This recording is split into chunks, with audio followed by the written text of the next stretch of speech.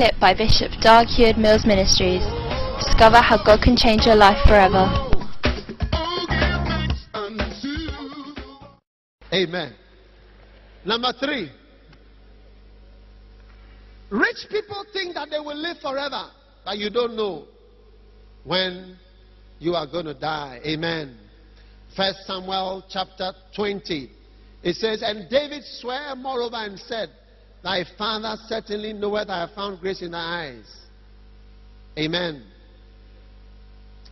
And Jonathan does know this, lest he be grieved. But truly as the Lord liveth, and as thy soul liveth, there is but a step between me and death. There is but a step. There is but a step. A step like this. One step. How many realize sometimes when you hear somebody is dead, you are shocked? Why are we shocked? Because it was just a step. One step and you are gone. You sit in your car and that's the last time you're going out. You're never coming back. And you are shocked that there's just one step that separates life and death.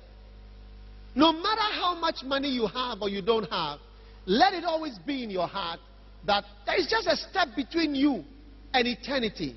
And so your mind must begin to focus on the eternal things that you are going to face one day. Amen. Luke chapter 12 verse 40. It says, be ye therefore ready also, for the Son of Man cometh at an hour when ye think not. Amen. At an hour that you think not, God can call you away from your great riches and your great prosperity. Number 4, don't make plans without God this year. Don't make plans without God. Plans for riches, plans for expansion, plans for politics, plans for this. Great plans and projections. For what are you going to do all these things? What about God? You see, this rich guy, he said, I'm going to build bigger barns. I'm going to do this. I'm going to do that. I'm going to do this. But you need to incorporate, not incorporate. God needs to incorporate you. You, a small boy like you, small man, small woman, you are going to incorporate God into your small plans. God is coming to fit in. What do you mean? God is the one you have to fit into God's plans for your life. Amen. Are you there? Jeremiah chapter 22 verse 13. It says, woe unto him that buildeth his house by unrighteousness, and his chambers by wrong, that useth his neighbor's service without wages, and giveth him not for his work. That saith, I will build me a wide house and large chambers, and cutteth him out windows, and it is sealed with cedar and painted with vermilion. Shalt thou reign because thou closest thyself in cedar? Did not thy father eat and drink and do judgment and justice? Then it was well with him.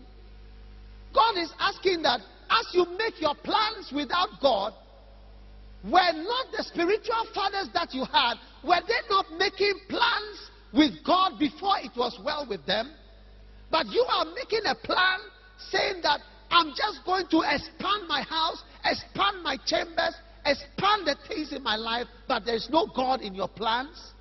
God must be a central plan, part of your life. We need more businessmen who identify themselves when they go forward in business that I am a Christian.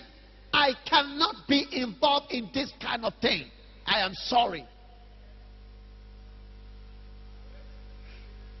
I am proud of Professor Mills identifying with God.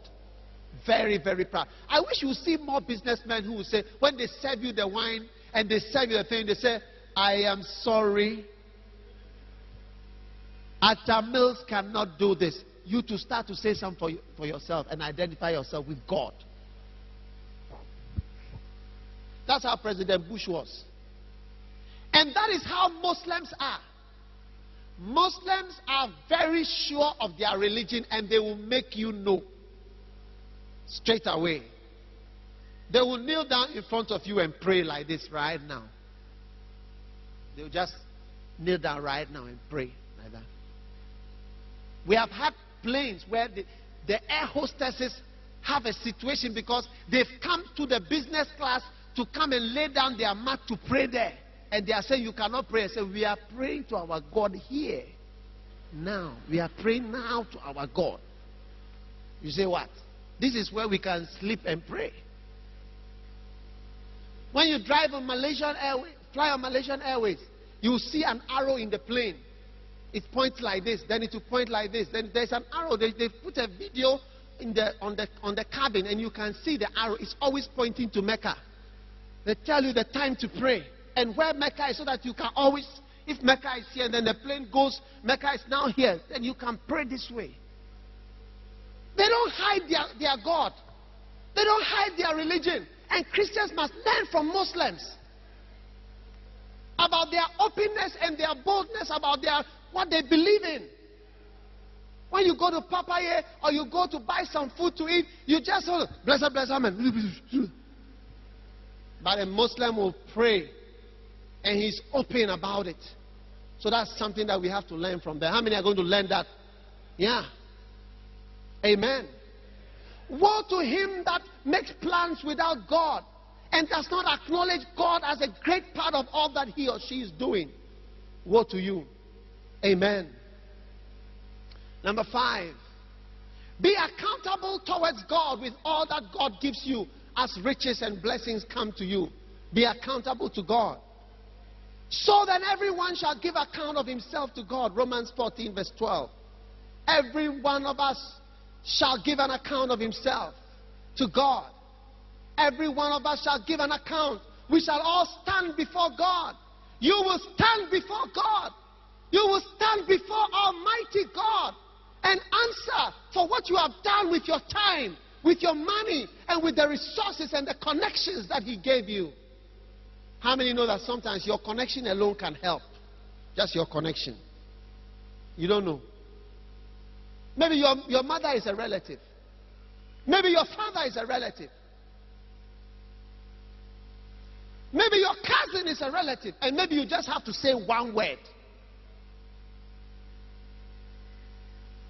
We want to see Christians who stand up and say, I am. I believe in God. I believe in God. You see people, you can't tell what religion they belong to. It's like I'm a good guy who is a nice guy everywhere. Mr. Nice Guy. Mr. Nice Guy, it is God whom you must please. You see Grace who sings for me? None of you here employ her. I employ her. So the song that she sings is not a song that should please you. It's a song that should please me. Because even if you clap for her, and I sit here and I squeeze my face, it does not employ her. So you must think of the person who can bless you. When you ask yourself, which man can give you long life?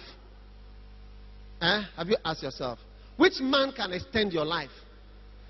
Which man? Which man can heal you? Which man can give you what you need? Which human being can do? Which pastor can do that? A pastor can only pray for you. He has nothing to give you except to pray for you and ask for God's blessing on you. It is God. And so you must think of God in all that you are doing.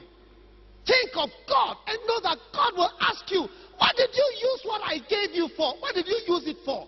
What did you use it for? What did you use it for? What did you use it for?